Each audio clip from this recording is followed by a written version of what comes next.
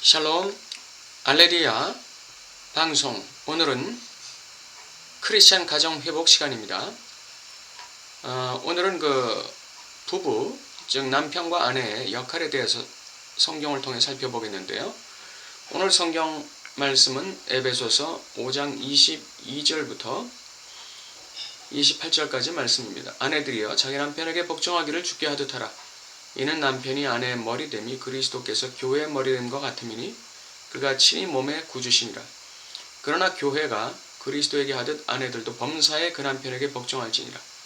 남편들아 아내 사랑하기를 그리스도께서 교회를 사랑하시고 위하여 자신을 주심같이 하라. 이는 곧 물로 씻어 말씀으로 깨끗하게 하사 거룩하게 하시고 자기 앞에 영광스러운 교회로 세우사 티나 주름 잡힌 것이나 이런 것들이 없이 거룩하고 흠이 없게 하려 하심이니라. 이와 같이 남편들도 자기 아내 사랑하기를 제 몸같이 알지니 자기 아내를 사랑하는 자는 자기를 사랑하는 것이라. 이 말씀은 우리가 5월의 가정의 달을 맞이하게 되면 교회에서 매년 듣는 말씀입니다. 그런데 매년 같은 내용으로 듣는 말씀이 가장 중요하다는 사실을 우리는 알아야 됩니다. 이 남편과 아내에게 주신 이 하나님의 계명이 이것이 오늘날 무시되기 때문에 부부간의 문제가 깊어지고 상처가 나고 고름이 터지는 것입니다.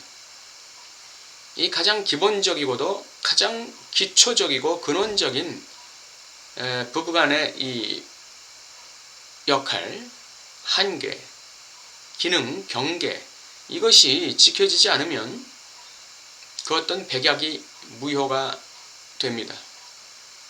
그럼 오늘 그 역할에 대해서 한번 알아보겠습니다. 남편과 아내 각각에게 주신 하나님의 계명이 있는데 먼저 아내에게 주신 계명이 있습니다. 남편에게 복종하기를 주께 하듯 하라. 교회가 그리스도에게 복종하듯이 아내는 남편에게 범사에 복종하라. 이와 같이 말씀하고 있습니다. 한 가정에서 부부간의 갈등이 원천적으로 제거되기 위해서는 아내가 그 남편에게 복종하는 것을 배워야 합니다. 요새 페미니즘이니 여성 인권이니 하는 개념이 전 세계적으로 팽배해지면서 아내들이 마치 남편에게서 뭔가 해방되기를 원하는 남편으로부터의 해방 또는 남편으로부터의 자유, 한 인간으로서 인격체로 존중받고 남편이 하는 일을 나도 할 수 있다. 그리고 남편도 아내가 하는 일에 참여해야 한다. 예를 들면 설거지나 빨래나 집안 청소 정리나 이런 것들이죠. 물론 아내가 기존에 전통적으로 하고 있었던 여러 가지 힘든 일들을 남편이 함께해서 돕는 것은 매우 바람직한 것입니다. 그런데 페미니즘이라고 해서 아내가 집안에서 자신에게 주어진 하나님의 계명, 자신에게 주어진 역할과 기능으로부터 해방되는 것은 아닙니다. 그 가장 중요한 핵심에 뭐가 있느냐면 남편에게 복종하는 것이 있습니다. 범사에 남편에게 복종하라. 웬만해서는 남편의 결정과 선택에 대해서 아내가 존중하는 것이 매우 중요합니다. 남편은 아내가 자기가 결정한 것에 대해서 존중받을 때, 아내로부터 존중받을 때 남편으로서의 자부심과 어떤 긍지가 생기게 되는 것이고, 여기서 남편들은 굉장히 아내로부터 힘을 얻게 됩니다. 내가 아내로부터 존중받고 있다, 존경받고 있다고 남편이 느낄 때 남편은 엄청나게 힘을 얻게 되고 용기를 얻게 되고 자존감을 획득하게 됩니다. 남편이 결정하거나 선택한 부분에 대해서 아내에게 그것이 결정적인 문제도 아님에도 불구하고 아내에게 제지당하거나 반박을 당할 때 그리고 아내의 협조를 얻지 못할 때 그때 남편들은 좌절하게 됩니다. 그리고 매우 화가 나게 되죠. 자존감이 무너지게 되는 것입니다.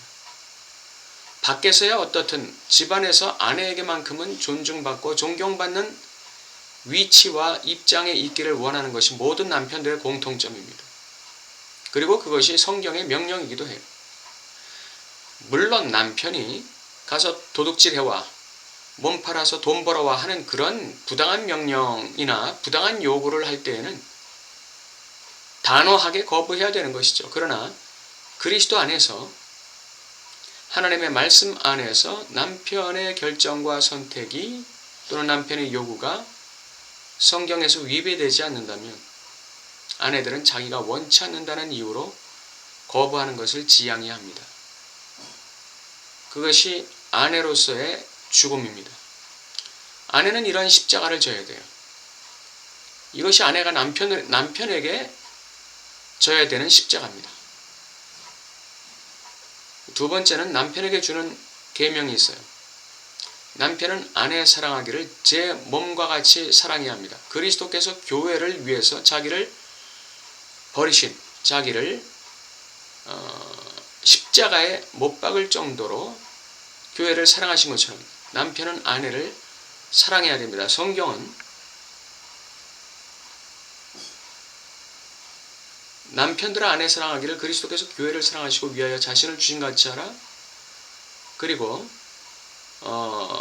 교회가 그리스도 앞에서 영광스러운 교회로 세워지도록, 그리고 교회가 티나 주름 잡힌 것이나 이런 것이 없이 거룩하고 흠이 없게 되도록 그리스도께서 교회를 세우신 것 같이 남편들도 아내를 이렇게 세워라, 이렇게 명령하고 있습니다. 그리고 아내를 사랑하는 자는 곧 자기를 사랑하는 것이다. 이렇게 남편들에게 계명을 주고 있습니다. 아내는 남편의 수족이 아닙니다. 아내는 남편의 도구가 아닙니다. 아내는 남편의 시녀가 아닙니다.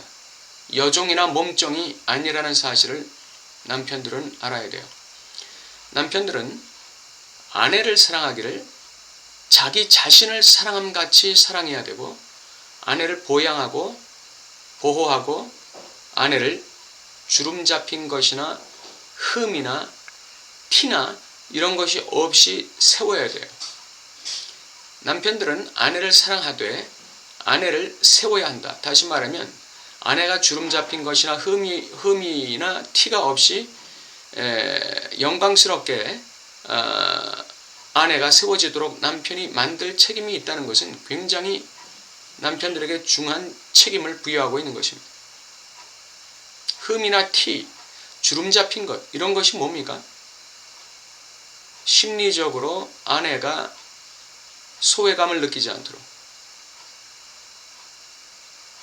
외롭지 않도록, 우울증에 걸리지 않도록, 아내가 화병이라는 티에 눌리지 않도록 그렇게 만들어야 한다는 것입니다.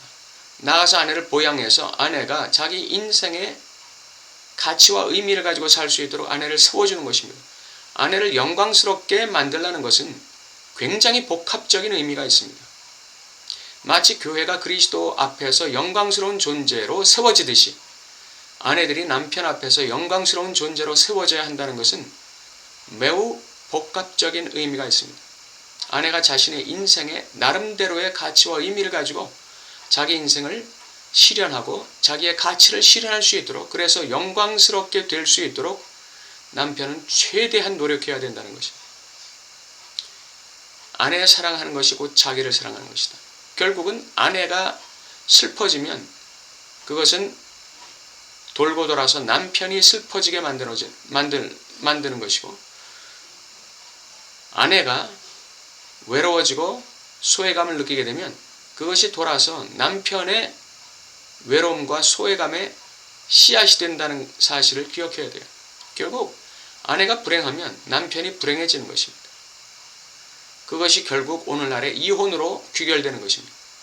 크리스찬 가정에서 이와 같이 남편과 아내에게 주어진 기본적이고 가장 기초적인 이 의무, 이 정언 명령, 이유 여하를 불문하고 실행해야 되는 책임감, 이것을 간과하지 마시기 바랍니다. 이것을 소홀히 하지 마시기 바랍니다. 이걸 깊이 묵상하고 이 명령과 계명을 준수하도록 노력해야 됩니다. 근데 배우자들은 서로에게 책임을 돌려요. 당신이 나에게 이렇게 하니까 나도 이렇게 하지.